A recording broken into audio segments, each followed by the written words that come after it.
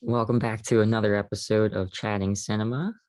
We are sort of into 2022 now, but we want to do our top five favorite movies of 2021. So this is before the Oscars and before the Golden Globes. So we're Mhm. like kind of right in that perfect window to do this.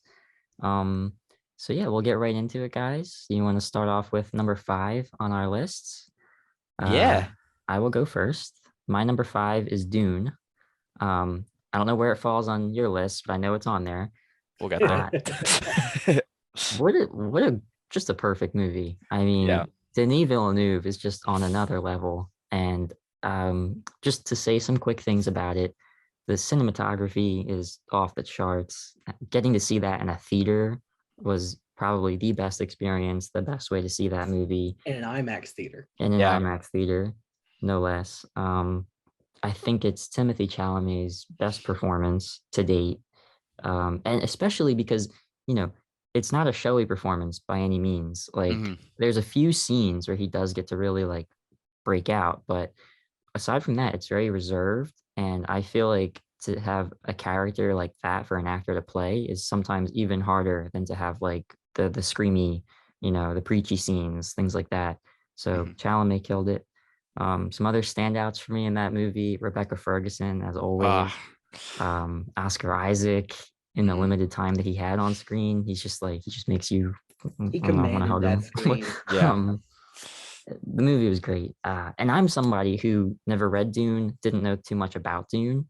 And so going into it, everything I heard was like, this might be kind of hard to follow, but Mhm. I was in for the ride. And Yeah. I props to Denis, props to the writers. Like they made it very easy to follow, and very enjoyable. Like if you're a sci-fi fan, if you're an action movie fan, it's for you. Yeah. Yeah, 100%. I will say I don't know if this type of video needs this, but like we are going to be talking about all our movies, so like if a spoiler happens to drop about a movie that you haven't seen, like I'm sorry, but that might happen as we Yeah. discuss these. Um my number 5 is In the Heights. We're all the three of us big fans of Lin-Manuel Miranda's work. I you know, for as much hate as he gets with the cool kids now, like think that I think he's absolutely brilliant. Like I think he's one of the most talented artists working today. And In the Heights was something that I was like, I don't know if this is gonna work like on the big screen. And then you get Anthony Ramos as Usnavi, and it's like, oh yeah, it works. It's so good.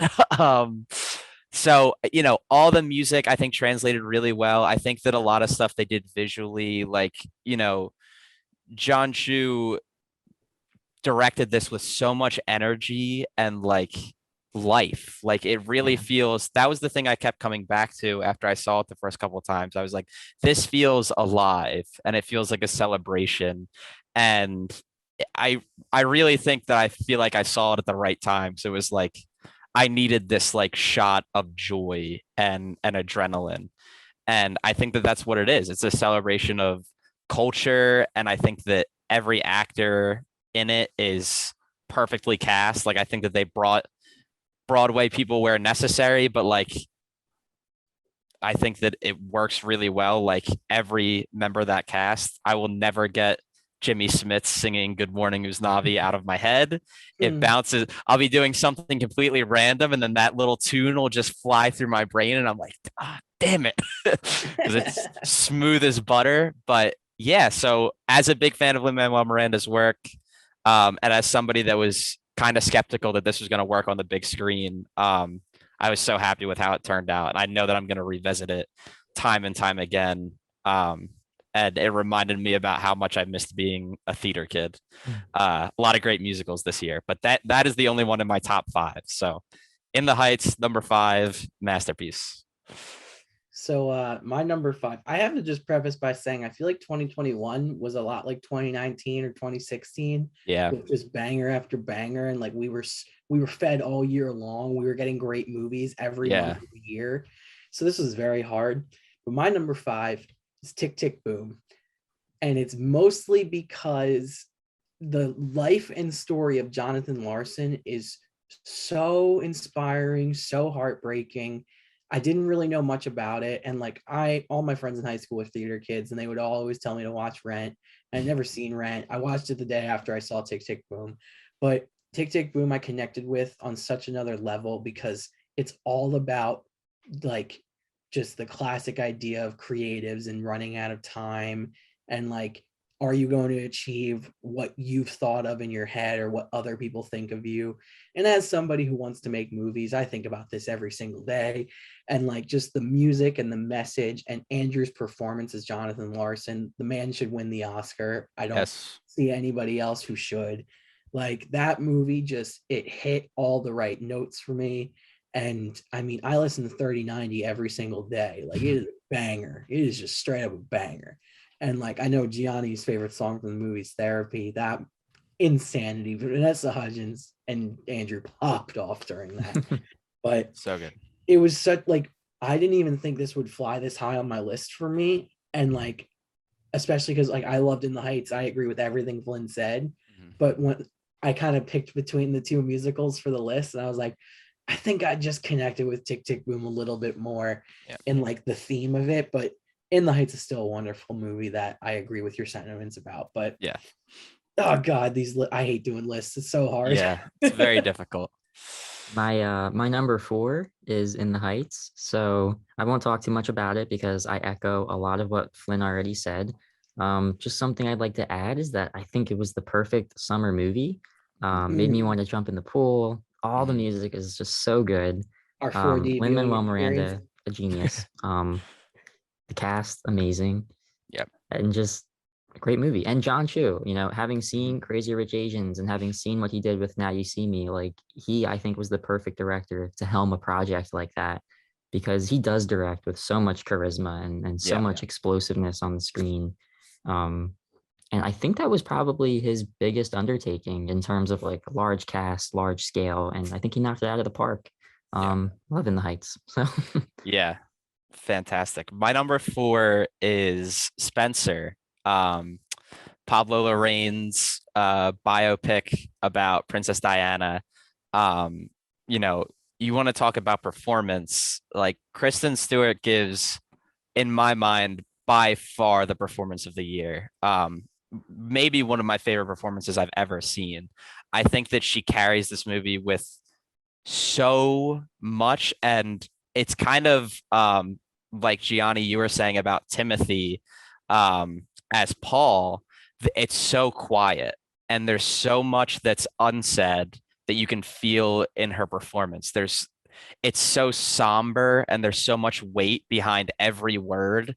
As you know, her portrayal of Princess Diana, her version is breaking down throughout this movie, and you can see like all of the pressure and you know, like things that Princess Diana went through as being part of a royal family, all the traditions, all the, typical, like she has to weigh in. One of the first scenes is weighing in before Christmas so that she can get weighed after Christmas so you can measure whether or not she had a good time. And like it's just moments like that that have really stuck with me. I am not the person that has coined this. Somebody else said it, but Pablo Larraín with Jackie and Spencer, they kind of feel like stories like told through a fog, like and they're almost like dark, twisted fairy tales in a way.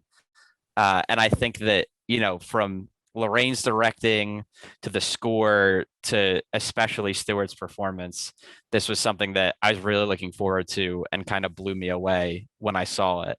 And part of me hasn't stopped thinking about it since I watched it. So my number 4 is Spencer. If Kristen Stewart doesn't win the Oscar, I'm literally done watching the Oscars. Like I don't care. It's a wrap. So you better give her the statue at the Academy because I'll be very upset if she doesn't win.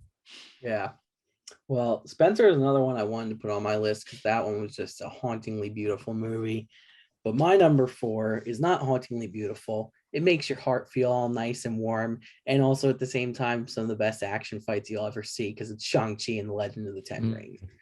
That movie, like I for a while I understood the criticisms of the MCU where like you would get a Thor or Thor 2 or Iron Man sequels and it was like they're not great movies. Like, okay, I get they're not for everybody. Personally disagree. But like for a while I understood it. Ever since post Endgame, Marvel has just been like, hey, we're going to pop off in every facet possible and we're going to like do unique, different, crazy things with our shows and movies now. And I think Shang-Chi is a perfect example of that, where we have gotten 10 plus origin stories and it felt new every second of the movie. It felt unique. And I think Simu Liu's performance really brought it home of just like, he was like just such an innocent kid at times that like his childhood, like the way his parents affected him. And it was a lot of like trauma healing for him throughout the movie. And like, I just loved it. It was gorgeous. The fight scenes were some of the best we've seen in the MCU. So just like the impact it had, and I mean, just like the joy like that we had watching it the first time, like because it was a character, it was almost like the Guardians, where like before Guardians of the Galaxy, I bet you could interview 1,000 people and no one would have known them. And I think Shang-Chi was the same way, where it was a very not well-known character. And the MCU was like, okay, now we're going to make him popular. Everyone's going to love him. He's going to be a Halloween costume for kids. And also on top of that, like he'll probably get a new comic run that's a lot like his movie. So it's going to be like a reinvigoration for the character. But I also have just come back to it so many times. And like the soundtrack from 88 Rising, phenomenal. So many great artists featured on there. And it's just such a great overall package. And like we've gotten so many origin stories, but that's like my definitive Marvel origin story. All right. My number three is one that I initially had a difficult relationship with as to whether or not I loved it or didn't love it. But ultimately, I love it. That's why it's number three on my list. But it's No Time to Die. It's Daniel Craig's last outing as James Bond, and I think that it took 5 movies to get there, but I think it solidifies him as sort of like a Hugh Jackman in terms of Wolverine and a RDJ as Iron Man. Like I don't see anyone else stepping into this role and bringing something different and new and as special as Daniel did. Um, it's big shoes to fill for sure. But some quick things I want to say are that Cary Joji Fukunaga directed it absolutely beautifully. And he's somebody that I don't think would have been like a first choice. You know, his primary thing before this was True Detective, which doesn't have a lot of giant action sequences, but No Time to Die ended up having some of my favorites in Daniel Craig's era of Bond films. Hans Zimmer's score is my favorite of the Craig Bond films. And I didn't coin this either. I read this somewhere, but I think that, and I agree with it, is that Daniel Craig's Bond movies have quietly become some of the best shot, best directed movies in the past decade or so. Save for Quantum of Solace, every other one is very technically a perfect movie in terms of cinematography and direction. And something else I said to you guys, I think it was in our viewing together, is that, you know, spoiler alert, James Bond dies in this movie, but which is could have been a very sad thing. And it is in the moment when it happens. And initially it didn't work for me, but after my third viewing, I think it's actually really good and the way they handled that. But what I said was, you know, this could have been like a downer of a movie, but it's arguably the most fun that Daniel Yeah. Craig's Bond gets to have across his 5 films. So just really good action movie. Number three on my list because I think I'm a little, you know, nostalgic for Daniel Craig, and I think it's kind of sad that he's done with the character. So it's only fitting, I think, to have him on my list for 2021. And No Time to Yeah. Die is great. If you haven't seen it, see it. Yeah. Really good, really strong last outing for Craig, I think. And I'm really glad he got to go out on a high note because Yeah. it was like, you know, he had, I think, the highest highs of the entire James Bond franchise. So really good stuff. My three, a movie that's already been mentioned, Dune, The Spice Must Flow. This was maybe, you know, this was probably my second most anticipated movie of the year, Dune. And man, talk about blowing away expectations. Like like you said, Gianni, being nervous about like is it going to work? Is it going to get bogged down in explanations and stuff? All of it feels so natural, and it never feels like it's going out of its way to explain everything. It's all just environmental storytelling, and like you get everything you need to from this movie. I think Denis knocked it out of the park. Like I cannot imagine this movie being any better. Uh, I could not stop thinking about it when I saw it. Beautiful, like we had already mentioned before, seeing it in IMAX was insane. What an amazing experience. Timmy is Paul. Rebecca Ferguson is Lady Jessica for sure. Jason Momoa as Duncan Idaho. You know, Jason Momoa is one of these guys who like a lot of his performances have been this is Jason Momoa in this costume. But I think that Duncan Idaho is a character that he was perfect for. Like that whole he's just Jason Momoa really, really works. Skarsgård's Baron Harkonnen, like such an intimidating villain. And, you know, that's really hard these days to be an intimidating villain from the shadows and not like get in on like big fight scenes or anything. But he still carries such a weight to him, even though he's in the same central location for pretty much all the scenes that we see him. So perfectly cast, like pitch perfect casting. And I adored it. It met every expectation. It blew away every expectation from me. I can't wait to revisit it again and again and again. I'm so thankful that we're getting part 2 and continuing on with the story with the same team. Love Dune. Let the spice flow. Desert Power. Adore it. My third of the year. Yeah. Well, my third of the year, I'm not going to say too much about the plot because one of us hasn't seen it yet. He's got homework to do. But it's got to be my boy Edgar Wright's Last Night in Soho. So this, like Edgar Wright's career, like first off, we're just saying this out there, like he's never made a bad movie. He doesn't know how to. Anyways, moving on. Each one is so wildly different from each other, but they all have that core Edgar Wright charm within it. And based off the trailers, this felt like it was going to be the farthest from anything he's ever made. And Flynn, I think you would agree. I think it was. Mm-hmm. And I think it really worked. I think this movie was incredibly clever. It had so much heart to it. Like the characters felt so real, even though like we didn't really spend a ton of time with them. It was a short time period within the movie. But like, I mean, Edgar Wright's soundtracks are just fun to listen to. He's got a great music taste. And like the cinematography is beautiful. The dual timelines, seeing the flashbacks from the 60s, like it's incredible. This man loves movies. He loves London. He loves telling stories more than anything. And even if it wasn't your favorite Edgar Wright movie, like my least favorite is probably like The World's End, I guess. But like I still really love that one. I still love it. But like my point is that no matter what, you're gonna have a good time with an Edgar Wright movie. And the only way you know it's him is like his sense of humor always shows. Like if you didn't have the same like quirky jokes, you wouldn't know it was him every time. From Scott Pilgrim to Baby Driver to this, like talk about a 3-movie run. Like what the hell? How do you live with that brain every day, Edgar? What's going on up there? But I was just a really big fan of this one. I've listened to Anya Taylor-Joy's rendition of Downtown on Spotify a million times. Like just only up tempo. I don't need the down tempo in my life. I don't the down tempo one can stay in the movie. It doesn't happen anymore. Like, don't get me wrong, it's still beautiful, but it scares me. But I could go on for a long time about how much I love this movie and how much Edgar Wright's filmography means to me. But we got more movies to talk about. So, Gianni, what's your 2? Number 2 for me is Tick, Tick, Boom. Hey.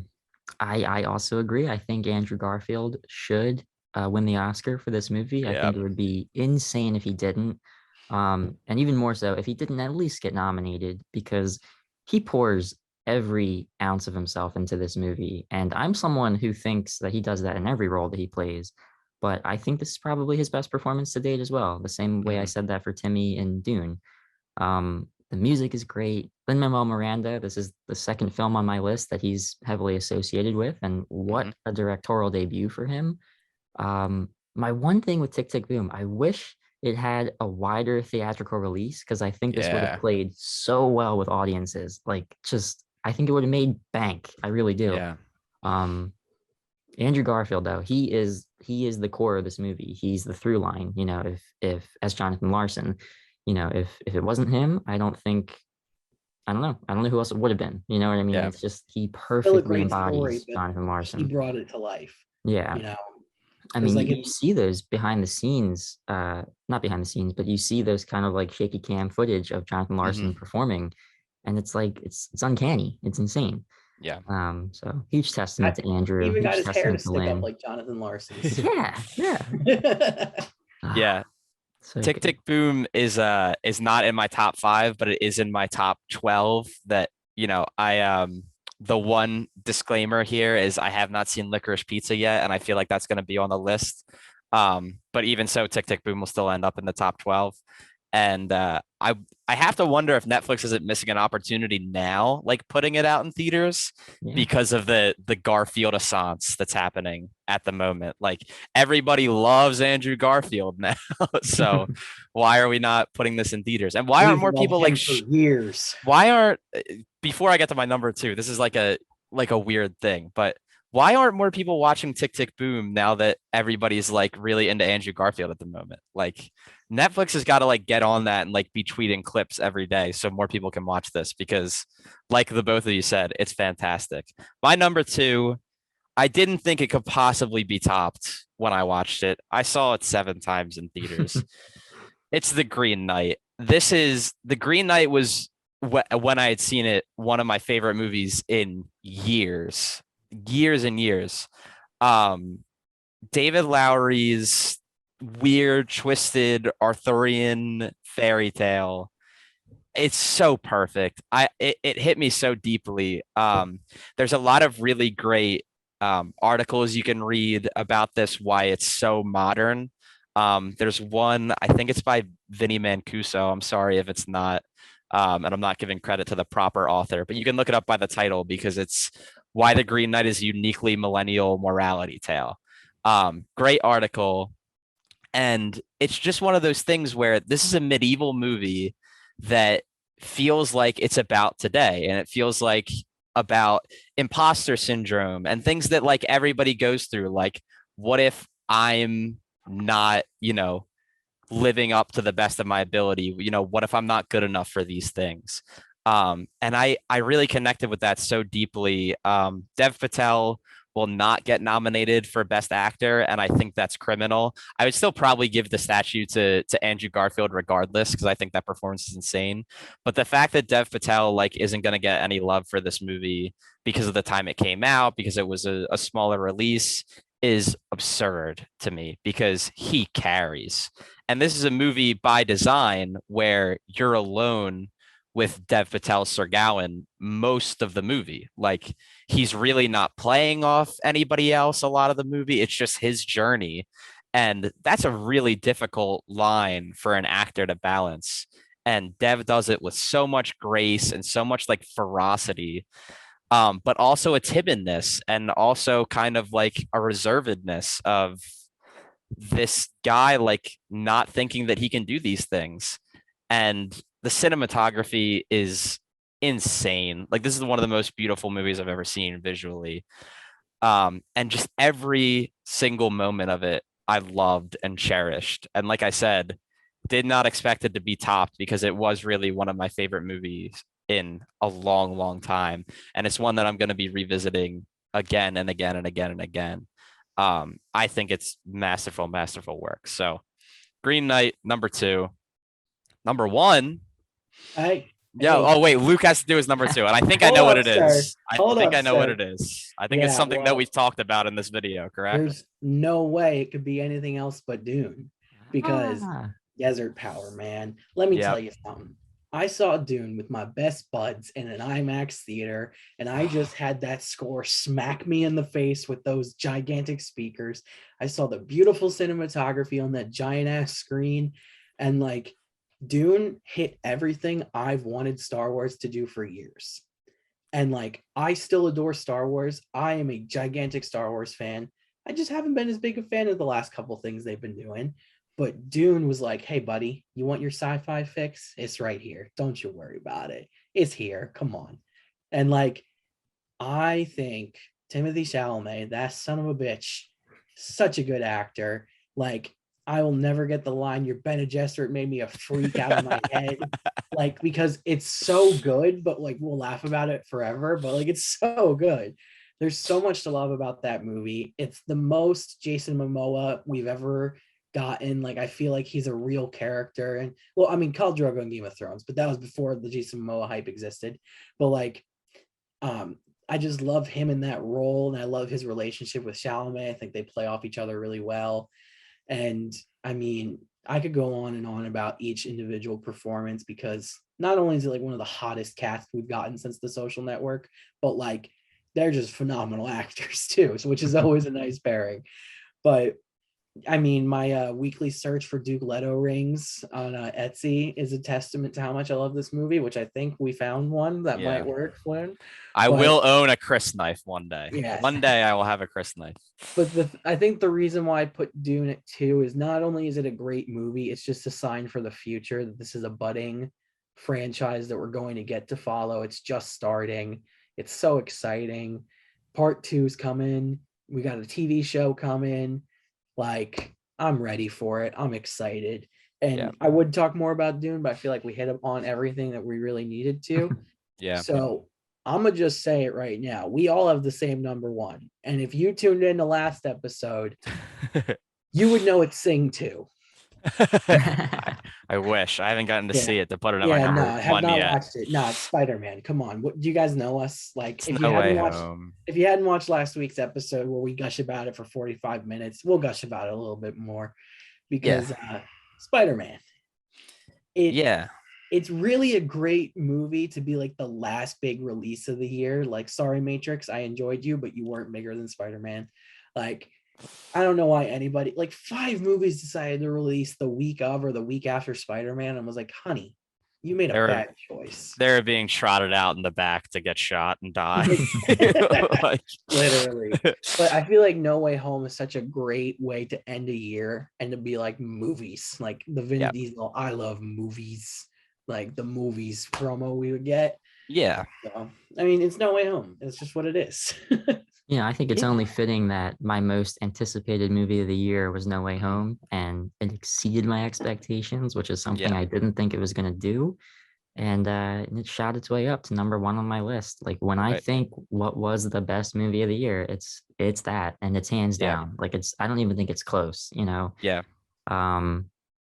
Just to echo some things that I said in the last episode, I think it's probably Tom Holland's best performance as Spider-Man. It was so amazing to see Andrew Garfield and Tobey Maguire come back. This is the movie that, and I'm a huge Andrew Garfield and Emma Stone fan. I love the Amazing Spider-Man movies, but this is the one that solidified for me, Tom and Zendaya, they make their Peter and MJ, I think, the best on-screen relationship that we've seen in live action. You feel for them. You feel the heartbreak that they go through. What a movie. John Watts also. I don't stand more John for Watts slanders. No more. Shout out to Watts. I was very ready.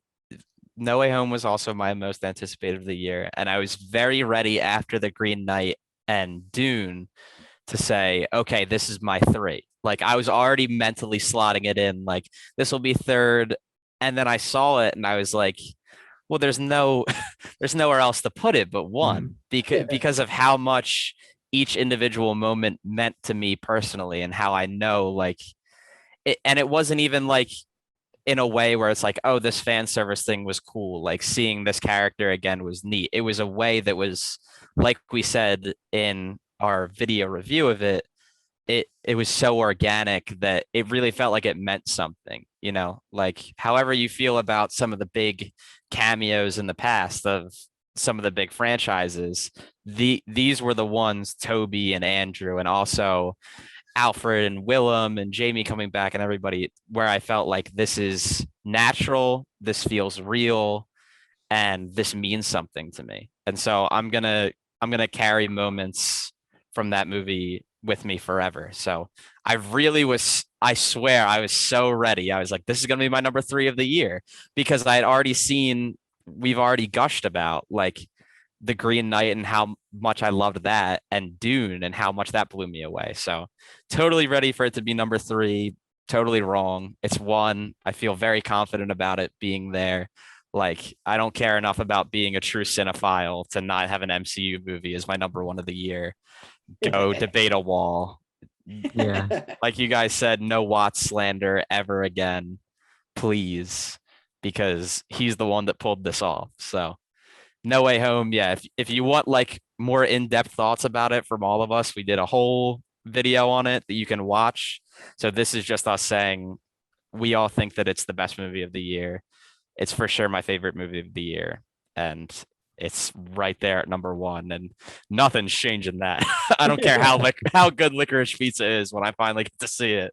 There's no way it's knocking off Spider-Man. Are you sure the So, King's Man's not going to shake that up? oh God. You know, I think the thing about No Way Home that really solidified it as my number 1 was 2021. We had movie theaters again the whole year. 2020, we started and ended with them. So like that middle portion of the year, we didn't really get movie theaters. It came back with Tenet in August.